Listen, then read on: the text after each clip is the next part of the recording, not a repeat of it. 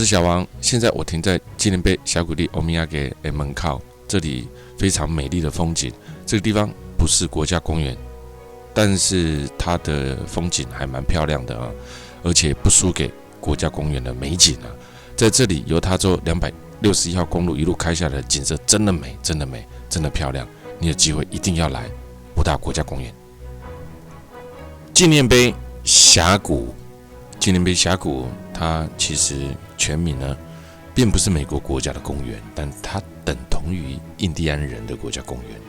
这里有很多的纪念碑的地形，从163号公路一路往上的话，经过的路会慢慢的改变，会变成比较像现在这样子的深色的土壤，出现很多一般峡谷不一样的纪念碑的地形。很多人在这种景色刚刚好明显变化的时候下来拍照，这里就是纪念碑峡谷。在这里呢，看到的整个景观呢很特别。那走到这里面来呢，包括对于这个像 Mission Impossible 啦等等这种比较特殊的景观呢，我们在这边呢其实都可以看得到哦。包括这里面很多贩售印第安人像特殊的纪念品，包括了最有名的西部牛仔克林伊斯维特啊，在这里你可以看得到。这里的土壤跟这里的颜色呢有一点不太一样，季节的关系，这里有时候在冬天也会结冰，11月份还会完全进入到冬季的时间点呢。所以在这边呢，已经正准备由秋进冬，所以平均的气温呢大概就在10度左右，非常的棒啊。这个区域其实还蛮大，你看这里就是这个克林伊斯威特啊，还有包含当时很多的西部牛仔，包括印第安人族群的这种脸谱啦、面具啦等等啦哈，在这边呢是非常好买欧米亚给的地方。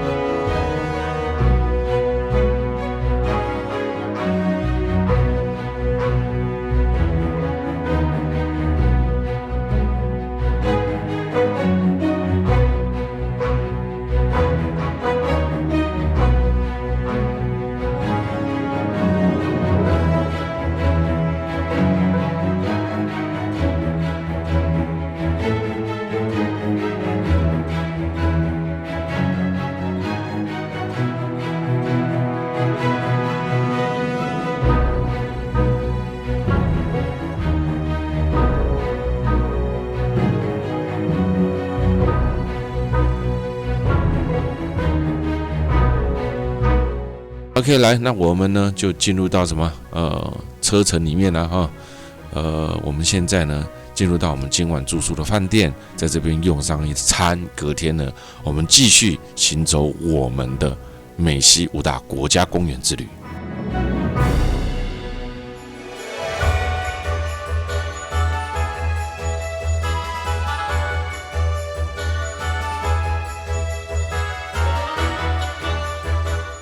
看了这个加西伯啊，这个饮食啊，在美国来说啊，又是非常重要的一环节啊。为什么呢？你自己刚刚不知道大家有没有看到啊？你像刚刚整个有没有看到的那个情况啊？它是怎么样一个情况呢？它在美西亚很多都是自助餐哦，自助餐哦。有的是你到了一些非常小的乡镇里面呢，它人口呢甚至只有1-2千人啊，所以它并没有非常多的东西呢，是完全的是在提供给观光客啊。那因为在美国自驾行呢非常非常的流行啊，大部分的人，很多的人呢，他其实呢会自己自带食物，或者是麦当劳啦很多比较简单的东西吃一吃就好。团体旅游来到这边呢，当然呢，它的饮食上面就不太一样了啊。有没有想过，为什么不适应？很多人会觉得我不适应哈。那生活不适应症在国外呢，非常非常多的人拥有这个生活不适应症天气太热，像比如说像美国有一个特点美国的窗户是不能贴隔热纸的，尤其是在最前面对他们来讲呢，这是影响视线的。光这一点呢，不一定很多人就能接受了。干嘛做怕的不窗帘太阳晒啦、洗手间啦、路途遥远啦等等这些问题呢，都存在在美国的整个生活周遭的情况尤其是来美国旅游呢，这些东西呢更是如影随形的在你身边呢侍候着你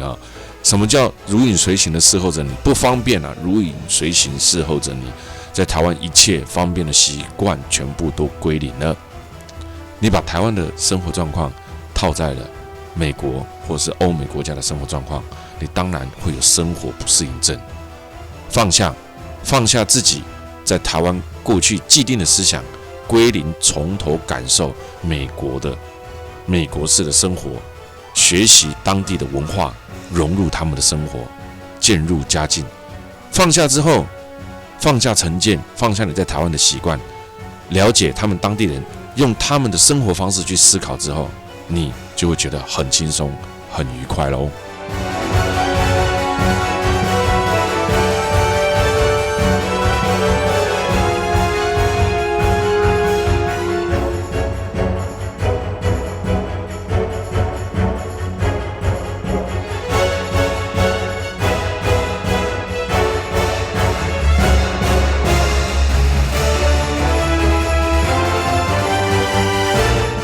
美国真的非常非常的大这个被称为车轮上的国家，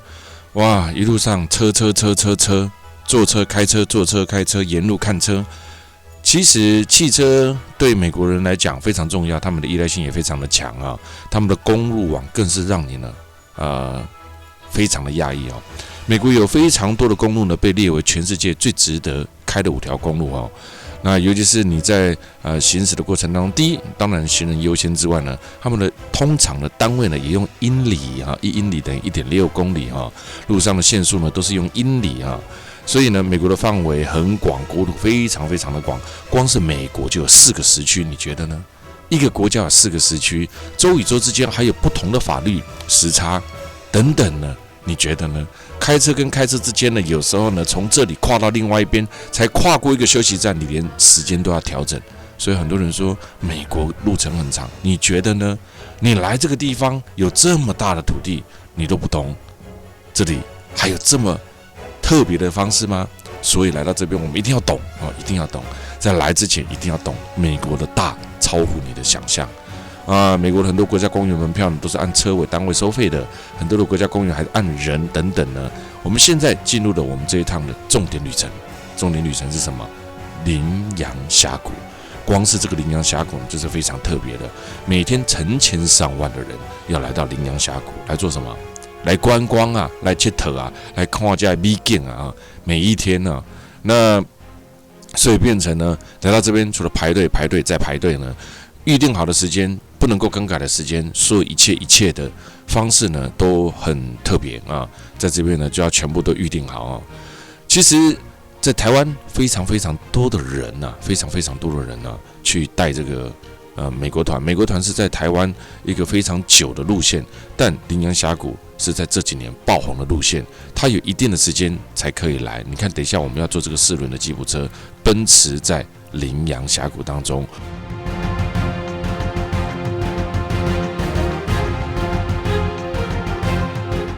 这几年来，我相信很多人都已经看过也听过了我无奈何美西的这个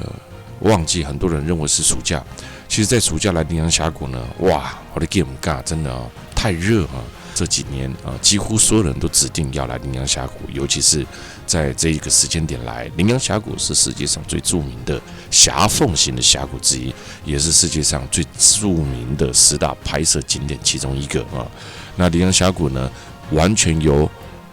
纳瓦河族，就是他们当地的纳瓦河族印第安族来去保护它的。这里面呢，一定要经过里面的 Navajo， 它里面的这个吉普车，当地人所经营的才能够进来哦。所以我们常常有时候跟这个 Rudy 啊在开玩笑说，这个进来也没什么门票，也没什么收据哈。你说呢哈？很好玩的啊。那进来这里面呢，你所有的车辆都是进不来，你一定得坐这一种吉普车4轮传动的哈。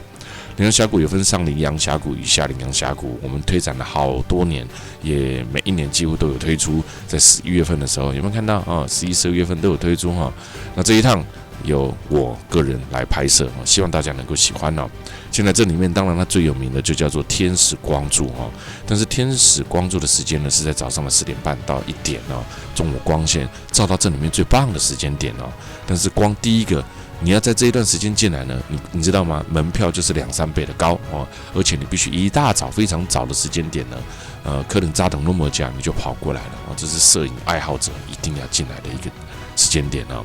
那我们进来这里面呢，开始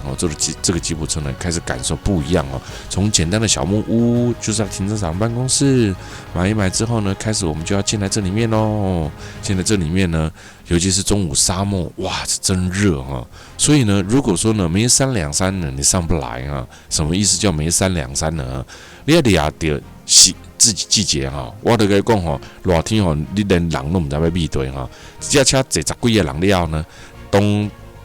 日啊，司机啊挂导游啊，司机就是导游，导游就是司机哈。就开这个车哈，就是这个开车的司机啊，就是你等的要观赏到羚羊峡谷地形内底的这个导览员哦。那所以你要跟着他进去哈，跟着他进去之后呢，重点来了哈。你呢不能在这里面自己乱跑啊，因为它这个狭缝型啊，这个路呢非常的狭窄啊，你自己要乱跑的话呢，哇，这个会大乱哦。所以通常呢，团体必须跟着一车一车哈，分成这个小组呢，一车一车开始进去哈。这个夏季来的是啊，不是夏季了哈。老外特别喜欢夏天来夏天来非常多的人哦。老外呢觉得哇，这个太阳晒很棒哦，哇，对我们来讲呢，40度好像北京烤鸭一样哦，受不了哦。那羚羊峡谷进来了，上羚羊峡谷的入口处哦，从前方的人头，从这里千年的地形，我的妈呀，美呀啊，美到让你呢赞叹不已啊，美到让你呢停下来到处想拍哦。这些导游给的小费呢，哇塞，天哪哦，更是热情的帮你介绍哈。那当然了国外是小费国家嘛哈，在国外服务是要另外付小费的哈。我常讲一句话，在国外人力是最贵的哈。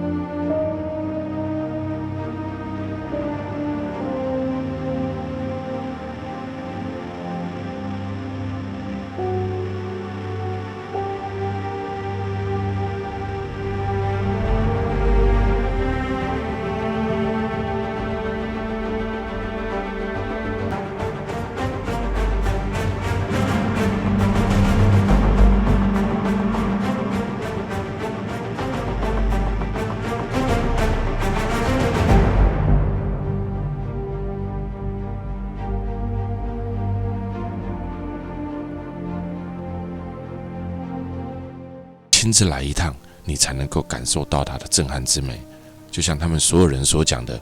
做了这一趟路，车程这么长，值得。世界上最著名的狭缝型的峡谷之一，世界上10大著名的必来景点、摄影景点之一，它就位于亚利桑那州的北部，叫做佩吉市啊。这里呢属于纳瓦河族的保护区，分为2个独立的部分，叫上羚羊跟下羚羊。那第一次发现羚羊峡谷的人呢，具体时间都已经不可考了，但是纳瓦河族的历史传述，过去是叉角羚羊的栖息地，峡谷里面也常常有羚羊在这里漫步，因此而得名。老一辈的纳瓦河族人将这里视为静思与大地、心灵沟通之地啊，所以上羚羊跟下羚羊。那下羚羊呢不太适合啊，下羚羊太刺激了啊。这个峡谷与其他的狭缝型的峡谷相同，羚羊峡谷也是柔软的砂岩，经过了数百万年的这种侵蚀而成。这里很多是来自于爆红的侵蚀形成羚羊峡谷的首要原因。再来是风蚀，你以为这个地方它没有下雨吗？有下，只是呢它下雨的季节到的时候呢会出现暴雨。这个地方呢在季风季节经常出现暴洪流流入这个峡谷，突然暴增的雨量造成暴洪流速度相当的快，加上呢这个狭窄的通道将河道缩小，因此垂直的倾袭力相对的变得非常的大啊。这个好热的来呢，因为没有什么植被嘛所以这个河流呢在串流的速度就变得非常的快那这样侵蚀力呢就慢慢的把这个地方呢怎么样？弄成像现在这样子的感觉这个谷壁上面呢变成很光滑，墙壁上都可以看到好像水流般的痕迹的边缘，有没有这些呢就是它特殊的地形。大峡谷的形成呢，并不仅仅靠科罗拉多河的水流，高原的暴雨导致成山洪的爆发，也是侵蚀地表最主要的一个力量所以它到雨季的时候下了大雨，把这个地方呢抛光成这样子，把水谁说准鬼最不混船过水无痕没有，这里见证了这一句话，水它留下了痕迹在这个墙壁上有没有？越是干旱的荒山，一旦暴雨发生的时候呢，山洪爆发的力量越是惊人极度干燥坚硬的这个地上的那个地表它的吸水力就变得不好嘛，所以这个雨水呢冲了来些呢都试着冲刷下来。这个地方呢也地表有些许的裂痕然后你看看排成这个样，你看像现在这个太阳照不到你就看不到，这些都是水流的痕迹，在这种软砂岩上面这里呢这沙石呢几乎呢都是这个样子在暴雨的时候呢，这些水流呢狭窄的一条水路追楼冲下的沙石呢几乎无坚不摧就把这里呢改造的天翻地覆羚羊峡谷是纳瓦河族原住民保留区内最主要的观光收入，光这里的收入来源呢，足以养活这一区的人甚至还可以对国家贡献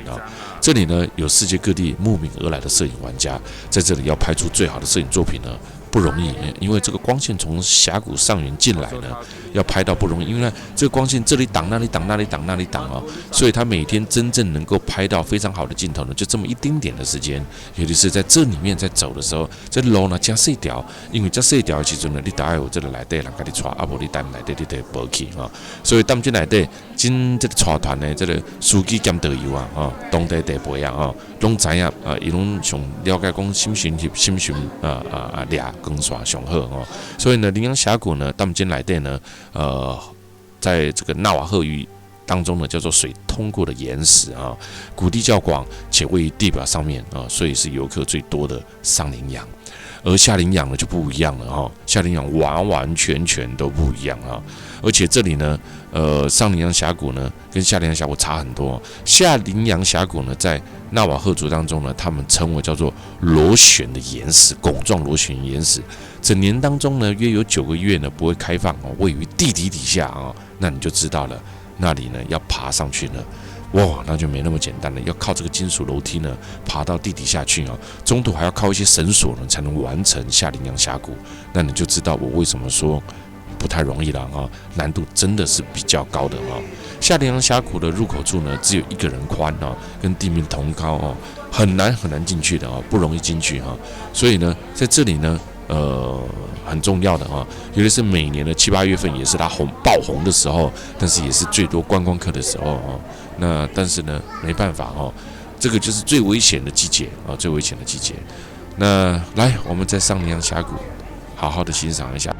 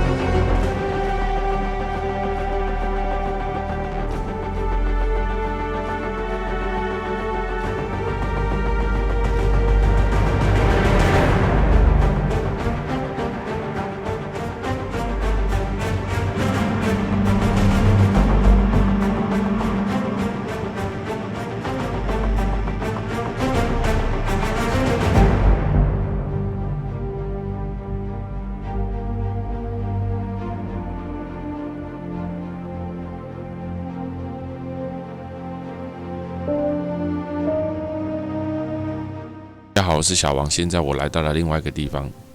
叫做马蹄湾。马蹄湾它的风景呢，有别于前面的羚羊峡谷，但是这是一整条观光旅游路线，这条路线非常非常的棒哦。那现在呢，又要来另外一个震撼的摄影基点，叫做马蹄湾哦。从入口处走进来，哇，真是有一段路哦，有一点脚程哦，但是没有爬山了哈。但是呢，真的很美哦，走吧。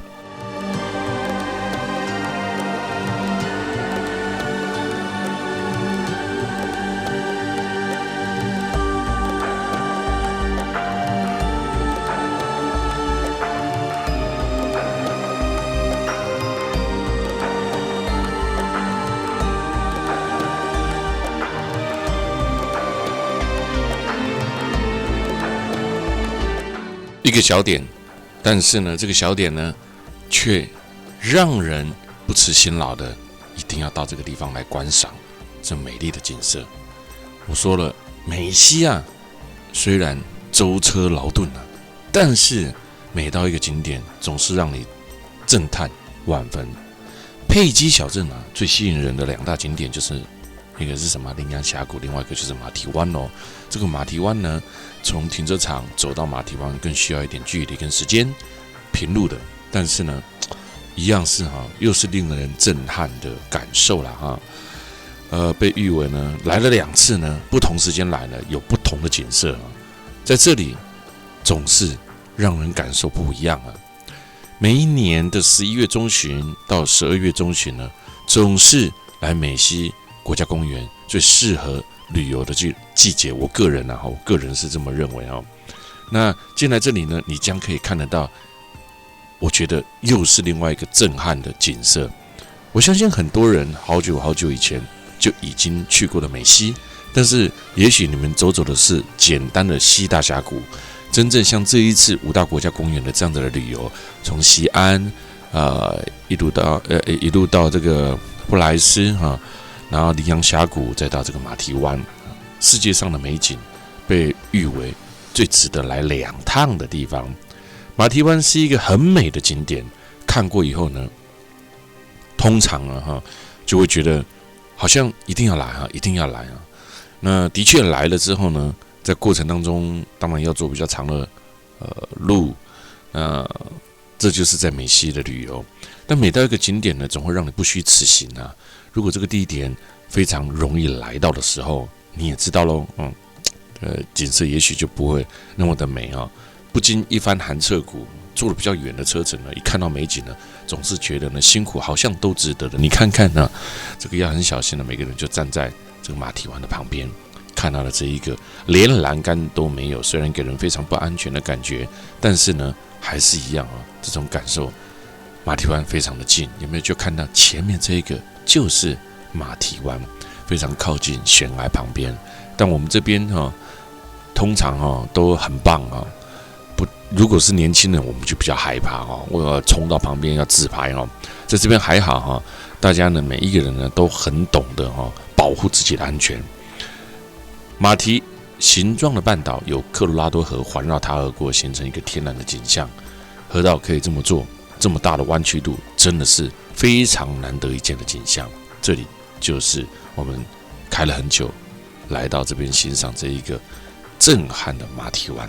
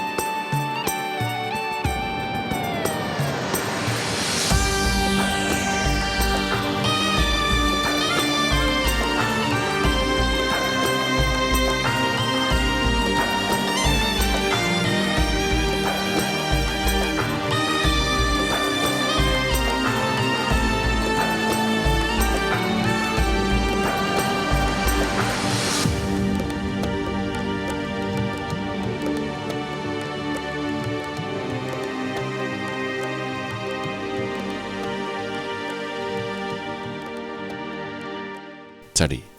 是马蹄湾，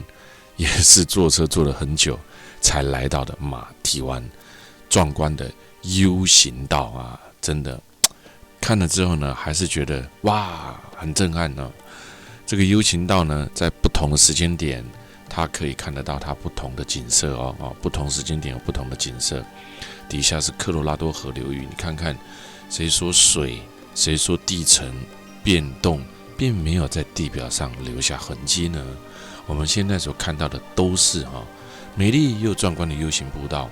沿着科罗拉多河往上走，可以看得到更美丽的美国大峡谷。